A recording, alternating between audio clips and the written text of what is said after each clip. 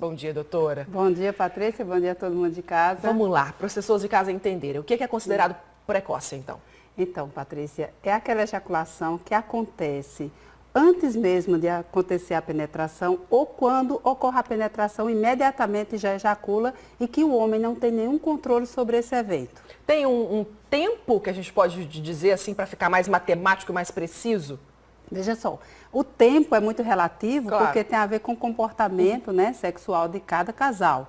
Mas, em média, considera-se que 15 minutos para o ato sexual e acontecer a ejaculação seria o ideal. O tempo médio. O tempo médio. Porém, o importante é que essa ejaculação aconteça, pode acontecer logo após o início da relação, pode acontecer um tempo mais prolongado, mas o importante é que o homem, ele realmente controle. Não, agora chegou a hora e eu vou gozar, tudo bem. Agora, caso contrário, aí é precoce. É considerado que o homem tem ejaculação precoce quando isso acontece com frequência, né? Uma vez só, não. Eventualmente pode acontecer, certo, tudo bem, porque está muito relacionado ao processo da ansiedade, é a causa principal. Mas quando isso começa a se repetir e esse processo acaba gerando para o casal uma inadequação, aí sim a gente considera como uma disfunção sexual. O que pode influenciar nisso, hein, doutora? Bebida alcoólica, por exemplo? Na verdade, a bebida alcoólica ela funciona até como um mecanismo de melhoria do estado da ejaculação, porque o álcool ele retarda a ejaculação. Mas não é tratamento, é bom lembrar disso. Claro, imagina. De jeito nenhum. Eu tenho ejaculação, eu vou começar a beber, né? Não é essa a ideia. Tá. Mas veja, o que é que o álcool faz? O álcool acaba levando a um relaxamento. E aquela ansiedade, aquela adrenalina do começo da relação, o álcool faz com que relaxe e aí ele pode prolongar mais, fica mais à vontade na relação e demora mais. O álcool funciona dessa forma, mas não é o tratamento. O homem que tem ejaculação precoce, ele tende a querer ter mais relações sexuais ou não tem relação? Não, normalmente o que acontece em relação a essa questão é assim. Quando o homem ele tem essa ejaculação precoce, que para ele representa prazer, ele pode, Patrícia, até ter mais, procurar ter mais relação. Sim. Quando é uma coisa que ele não está nem aí, é por prazer dele, tanto faz ser não rapidinho ou não, tudo bem. Agora, quando isso passa a ser algo que vai interferir na relação do casal, aí isso para ele gera um problema. Porque aí ele começa a dizer, mal comecei, já acabei, e a minha parceira. E a mulher não nada, ou outra pessoa, o homem, no caso.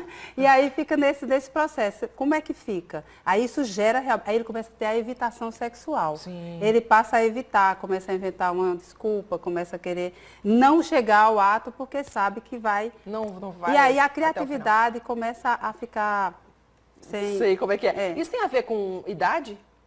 Interessante, muito boa a tua pergunta, porque assim, a ejaculação precoce é uma característica do adolescente, que é natural. O adolescente ele vai tendo ejaculação precoce por conta do processo de ansiedade, início de atividade sexual, às vezes as parcerias são novidades e normalmente o adolescente ele traz muito aquela necessidade de ter uma performance. Está se descobrindo, né, ainda também. Aí a ansiedade é muito grande, então a ejaculação começa a ser precoce. Tudo certo.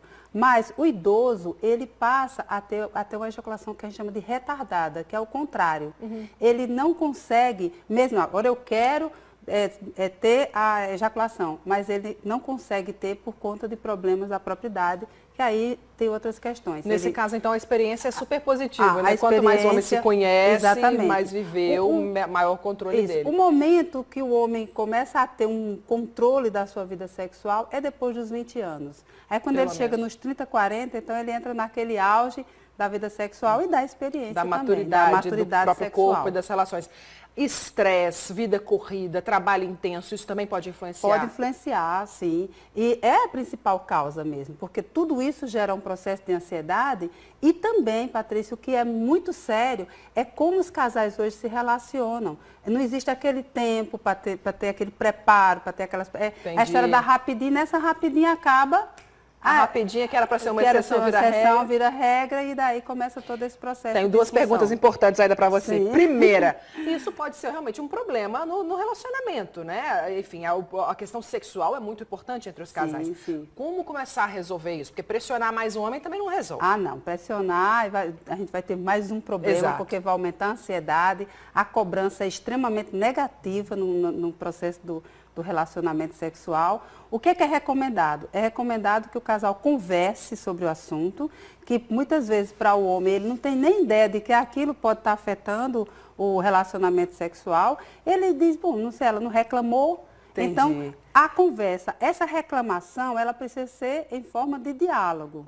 Né? Está acontecendo alguma coisa? Eu estou percebendo que agora você está começando, está terminando tão logo.